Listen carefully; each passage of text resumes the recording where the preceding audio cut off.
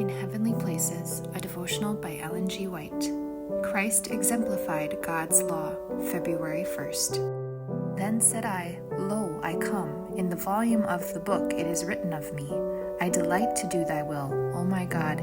Yea, thy law is within my heart. Psalm 40, verses 7 and 8. In the councils of heaven it was determined that there must be given to mankind a living exemplification of the law. Having decided to make this great sacrifice, God left nothing obscure, nothing indefinite, in regard to the salvation of the human race. He gave to mankind a standard by which to form character. With an audible voice and an awful grandeur, he spoke his law from Mount Sinai. Distinctly, he stated that we must do in order to render acceptable obedience to him and remain loyal to his law. Thou shalt love the Lord thy God with all thy heart, and with all thy soul, and with all thy mind.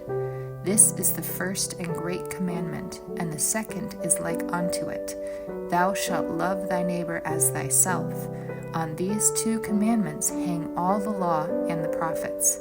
Matthew 22, verses 37 through 40. So deep was the Lord's interest in the beings he had created, so great his love for the world, that he gave his only begotten Son, that whosoever believeth in him should not perish, but have everlasting life. John 3:16. Christ came to bring moral power to man, to elevate, ennoble, and strengthen him, enabling him to be a partaker of the divine nature, having escaped the corruption that is in the world through lust.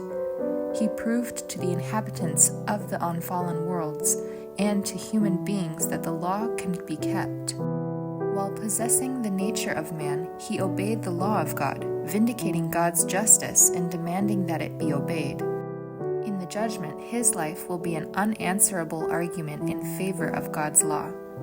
All who possess the faculty of reason may learn the measure of their duty. Christ is our pattern. In humanity, he lived a spotless life. He was merciful, compassionate, obedient, full of goodness and truth. By his life of obedience, he gave a true representation of the law. By uniting with Christ, fallen, sinful human beings may conform the life to the divine precepts.